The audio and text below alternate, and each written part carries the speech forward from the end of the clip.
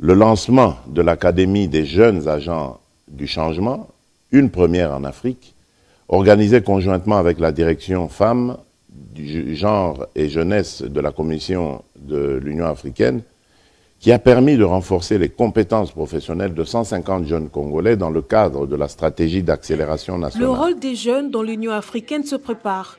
Le panel chargé d'accompagner la présidence de la RDC à l'Union africaine a lancé l'Académie des jeunes agents de changement. 150 jeunes ont 5 jours de formation en vue de s'outiller pour ressortir leur potentiel et saisir les différentes opportunités nationales et internationales. Cette structure va les aider à se capaciter.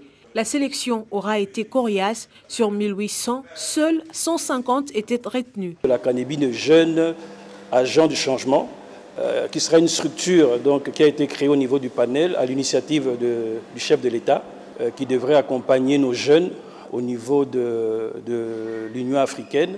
Il s'agit là d'une activité phare du panel qui accompagne le chef de l'État à sa présidence de cette structure.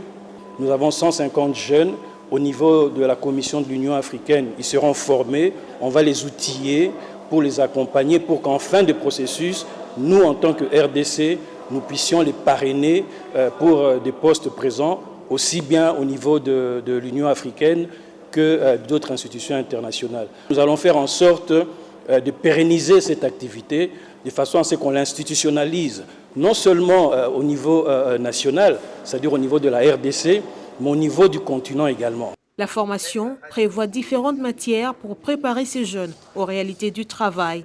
Initiative saluée et appuyée par le ministère de la Jeunesse en sa qualité d'autorité de tutelle.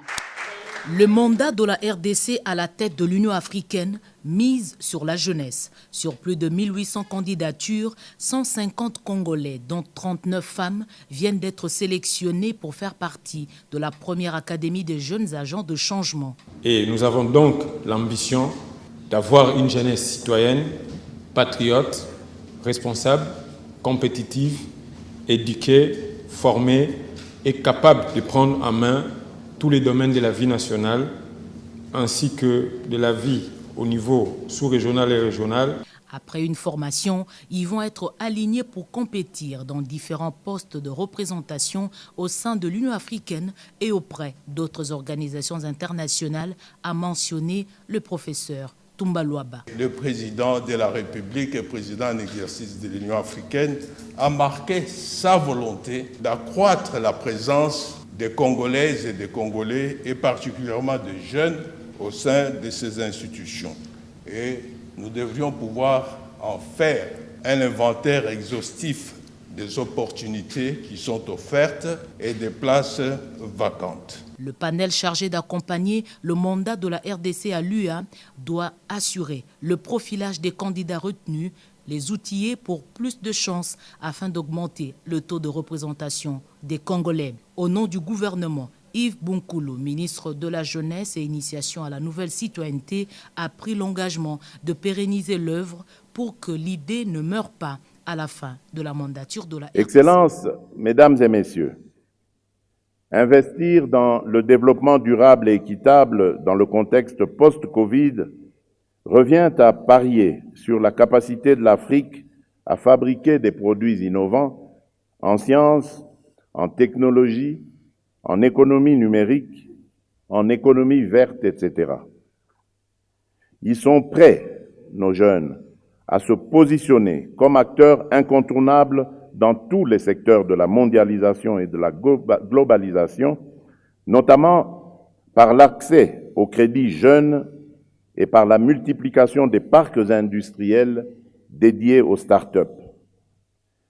Il est donc indispensable d'accorder un appui conséquent au Fonds africain de la jeunesse et au développement de l'Académie des jeunes agents du changement.